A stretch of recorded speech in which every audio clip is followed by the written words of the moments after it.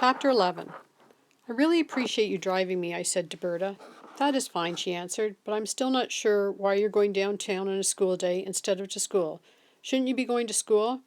I'm doing this for school, I said. I always found that part of the truth was the best lie.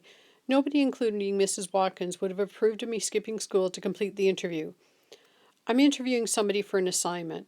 And who is this somebody? The man you are working with? You could interview him any time you're down there, yes? I could, but it's not Mac I'm interviewing. It's a soldier, a former soldier. It's for bonus marks in civics. Bonus marks would be good. It would make your mama and papa happy. She gave a big smile. I'm not doing it to make them happy. It would also make me happy. That was different, but that wasn't the reason either. It's just important for me to do it. I was glad she didn't ask me to explain it anymore because I didn't understand it myself. Why did I want to talk to this guy? I'd interviewed him already, certainly enough to get the extra marks. Mrs. Watkins hadn't said anything about how long the interview should be, and I hadn't spoken to him. And especially after the way he walked away last night. How did I know he even would talk to me? Of course, that was also assuming I could find him to begin with. Are you feeling well? Berta asked. Sure, I feel fine. Why? You hardly touched your breakfast. I wasn't that hungry. Actually, I was too nervous to eat, and you were up last night a few times. How did you know? I asked, surprised. She was aware of it? I heard noises. I wake up. I'm sorry, I apologized. I tried to be quiet. I'm sorry I woke you up. You were quiet, Berta said, but I hear even quiet noises in the middle of the night. I knew all about Berta and her nights. She often took a little nap, a siesta during the afternoon to make up for difficulties getting to sleep. I used to think she stayed up late to watch the Spanish soap operas on cable, but it was more than that. She just couldn't sleep. My mother said some people were like that, just natural night hawks. I checked on you when I was up, she said. You did? I saw the light on and peeked into your room. Once you were just staring out the window, another time at the computer. I hadn't been able to sleep either. I'd gone back to the computer a few times and looked up more information. What I'd found hadn't settled my mind, only disturbed it more. More schoolwork, I lied. Berta half turned so she kept one eye on the road but could cast a half gaze on me. She didn't have to say a word. Sort of schoolwork. Things I was learning about bothered me. Have you heard of Rwanda? See, terrible what happened. You know about it? I read. I remember. Some things are hard to forget. But I didn't know about it. How could I not know anything? I asked. No one knows everything. Things like that are not taught to children. Best to protect them from these things. Protect them? How does not telling somebody protect them? I asked. Berta shrugged. This traffic, this jam traffic is so bad. Your parents go through it every day. No wonder they come home with bad moods some days. Some days? How about most days? I snapped. Some days, Berta said firmly. Your mama and papa are good people. They have always treated me very well.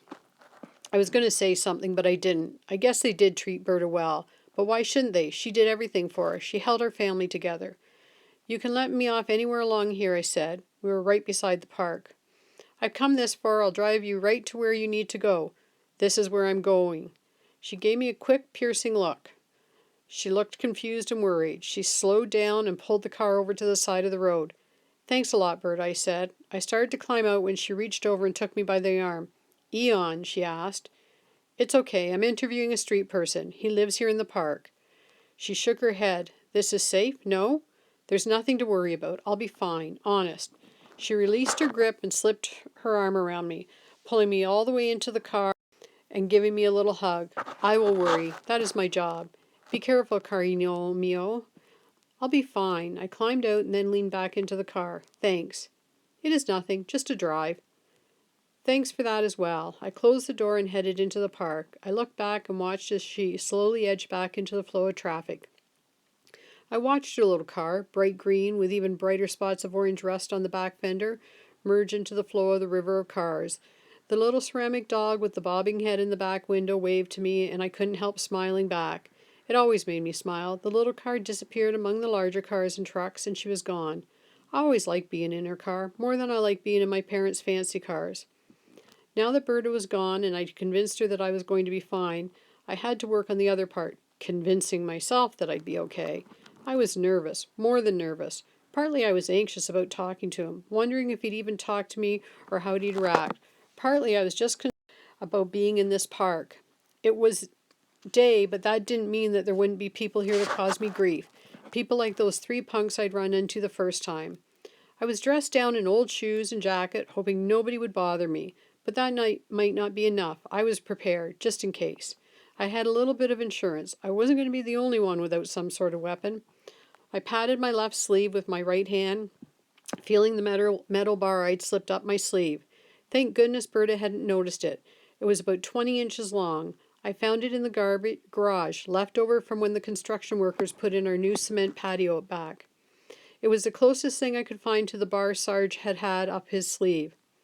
I looked all along as I walked, checking out any danger that might be there. There were lots of activities. There were men and women, business suits and briefcases, rushing along the path on their way to work. Off to the side of the path, the playground was getting a good workout.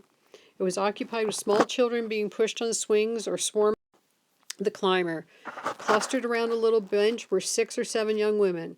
I couldn't help noticing that the children all looked fair-skinned, a couple of them blonde, but these women were brown or black, nannies, imported to watch children just like Berta had been for me. Some people might feel sorry for those kids being raised by strangers instead of their parents. I knew better. I just hoped that at least some of them had somebody like Berta, if that was possible. I came to a stop to try and get my bearings. I figured I wouldn't find Sarge on the playground or along the paths. If he was even in the park, it would be in the trees at their little campsite. I stepped off the path and followed a little track of worn-down dirt leading into the trees. I checked the bar up my sleeve, pulling it out an inch or two. Somehow it seemed more reassuring to not just feel it, but see it. The cold metal against my fingers felt good. The part of the path looked somewhat familiar. This was the path Mac and I had taken the other night. At least it looked like it. But there could be dozens of these throughout the park for all I knew.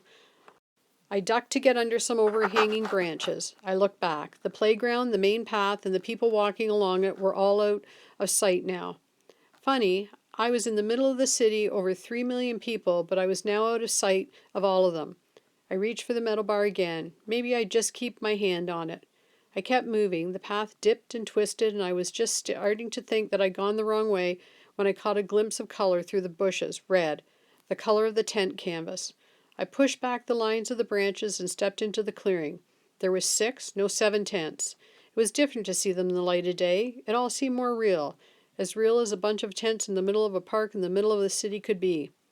The tents were different sizes, shapes, and colors. A couple looked almost new. One was leaning over at a strange angle and looked like it would tumble over if a light breeze came up. The clearing was a fair size, but all of the tents were huddled at one end. They looked like they had been chased to the far end and then clustered together for protection. Maybe they were. I watched as a thin wisp of smoke gently rose from the still smoldering fire pit in the sky, and there was somebody sitting in one of the chairs around the fire. He struggled to his feet. It was him. He walked, no, stumbled over to the fire and tossed on a log, releasing a cloud of dust and smoke into the air. As he turned back around, he saw me. He waved, and I waved back. Any thought of leaving was over. Now that I was here and he'd see me, what was I going to say? I hadn't thought through this part very well. It would have been easier to just hope he showed up tonight for a meal. "How are you?" he called out. "Okay, I hope I'm not bothering you," I apologized. "Of course you're not. I was hoping to talk to you." "You wanted to talk to me?" He nodded. "I was going to come by for a meal tonight so I could apologize to you." "But I came to apologize to you." "To me? For what?" he asked. "I didn't know about what happened. I should have known it." He shook his head. "People don't know, or if they knew, they've forgotten. I shouldn't have walked away like that. You did nothing wrong. It just brought back memories, things I didn't want to think about." He paused. "Do you have more questions you want to ask?" "A couple more," I answered, "if that would be okay." He sat down. He directed me to a second lawn chair across from him. It sagged under my weight, and I thought for a second I was going to tumble over. "I wouldn't want to cost you any marks," he said. He sounded serious, but I could tell from his voice that he was teasing me. "Go ahead so you can finish your assignment. This isn't for school anymore." After we talked, I went home and I read about Rwanda, about what happened, and I just needed to know more. None of it seemed real. "I was there, and it doesn't seem real to me." He paused. "Do you read the Bible much?" he asked. His question threw me. "No, not much. I guess not ever was not much." "But you know about the Garden of Eden, right?" "Of course." "That's what Rwanda was. It was like the Garden of Eden, at least before the killings. He said the last words so softly that I could hardly hear him. It was like he'd been telling me a secret of it, had been a thought, and then he had inadvertently escaped his lips. We sat there on opposite sides of the little fire pit, not speaking. He stared off into the distance, and I watched the smoke from the fire curl up and disappear. There wasn't a cloud in the sky. It was a brilliant blue, blue like the Rwandan flag, like the berets of the peacekeepers.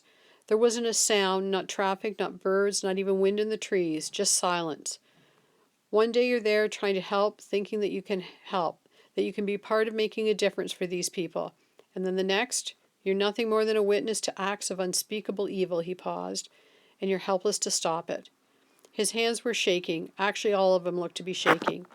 He stared past me off distance. He started fumbling around, checking his pockets. He pulled out a package of matches and then continued to search, but came up empty. I need a smoke, he said. You don't have a smoke. That's right, you don't smoke. I don't smoke, but I do have some cigarettes.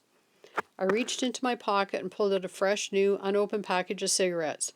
I'd had Berta stop at the store on the way so I could get gum. I'd picked up the cigarettes while she waited in the car. I wanted to give them to him the way Mac gave cigarettes to people. It seemed to work for him.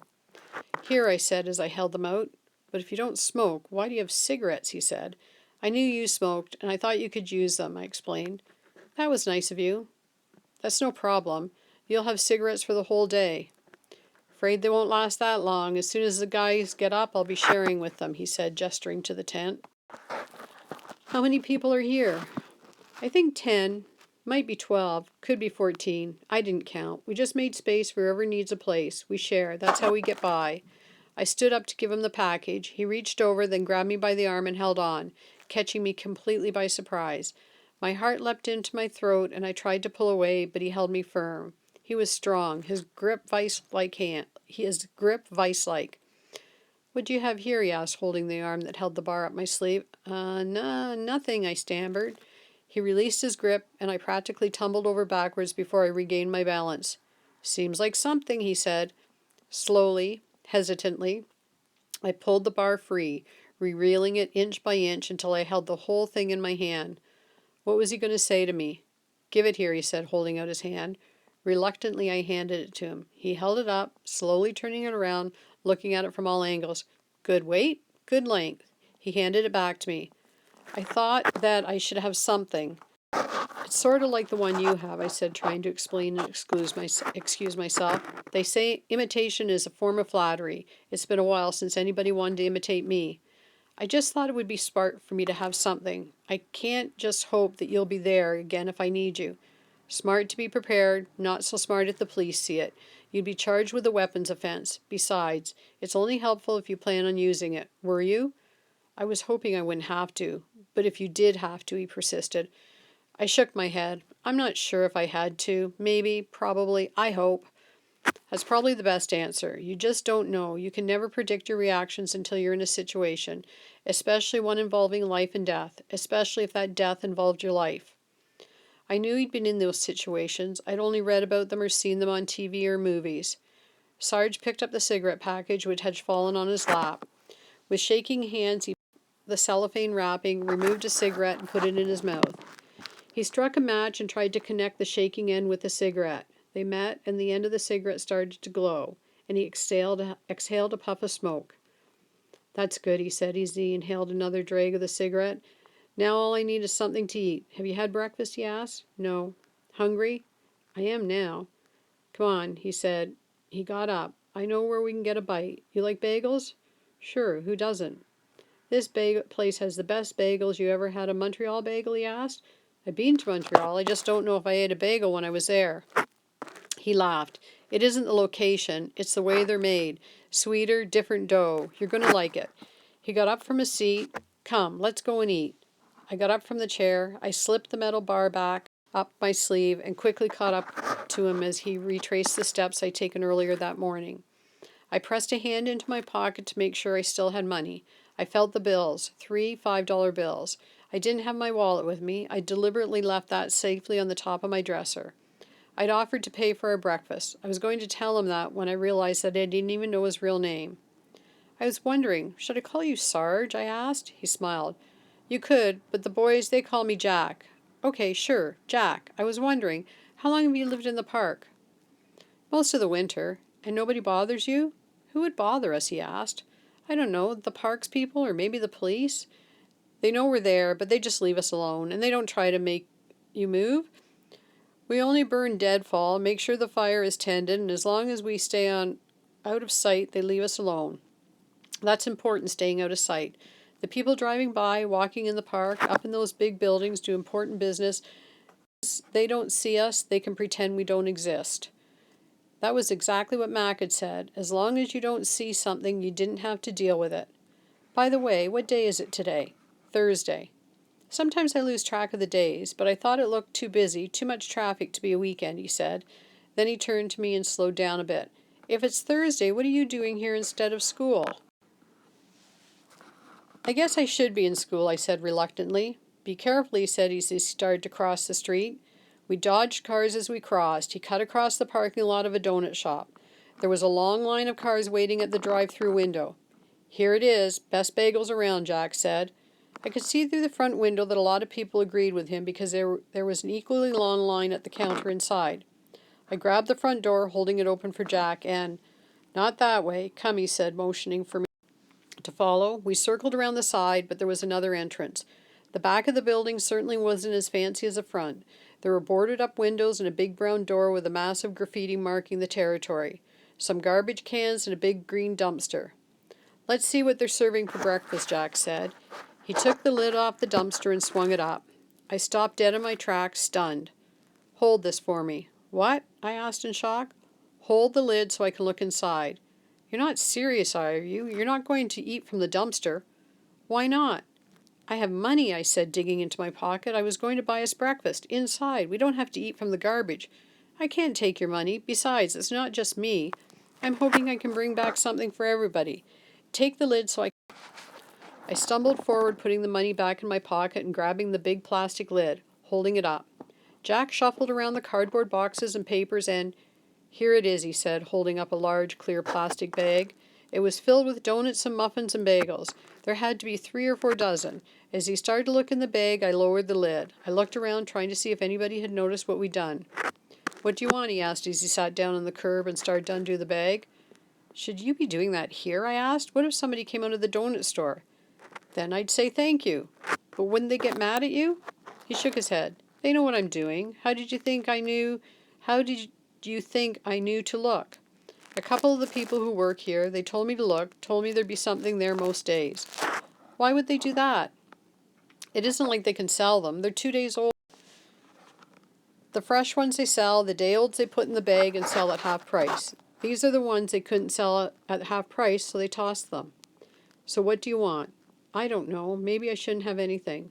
Just to make sure there's enough for everybody else, I said, trying to provide a legitimate excuse to avoid eating from a dumpster without offending him. You suit yourself, but you don't have to worry. They're fine. They might have been in a dumpster, but they were inside a sealed plastic bag. Besides, a couple of days old isn't bad. Your parents buy a bag of bagels at the grocery store. It hangs around for 3, 4, maybe 5 days before the last one is eaten. Try one, he said, holding the bag out. I didn't have much choice. If it turned out I'd run the risk of offending him. Gingerly, reluctantly, hesitantly, I reached into the bag and removed a bagel. There were little bits of what I hoped were blueberries poking through the surface. I pressed a finger against it. It didn't feel stale. I took a small bite. It tasted okay. It tasted good, sweet. Montreal bagel reminds me of home. You're from Montreal? I asked. I lived everywhere, but my family is originally from Montreal, if you go back far enough. Come, let's get back. He started walking. You asked why those people put those out for us, Jack said. You want to know the reason? I nodded my head. I read a lot. Magazines, newspapers, books. You'd be amazed at how many things are thrown out. I pictured him dumpster diving for books as well as bagels. So I'm reading this science magazine about these researchers who were mapping the genetic codes of different animals, including man. And they found that there wasn't that much difference between animals that they'd always thought were completely different. Bees and birds, horses and hyenas, humans and chimpanzees. What did any of this have to do with why people gave him 2-day-old donuts and bagels? Humans and chimpanzees share over 98% of the same genetic material. The things that make one chimp and the other man constitute less than 2%. Isn't that amazing? Yeah, I guess, I said, still not understanding what point he was trying to make. So if you and a monkey share so much, just imagine how much you and I must share, or how much we both share with a man in China. We're all basically the same. Think how little there is between any of us. That makes sense. The difference must be small. Way, way less than 1%. Way less. Way less.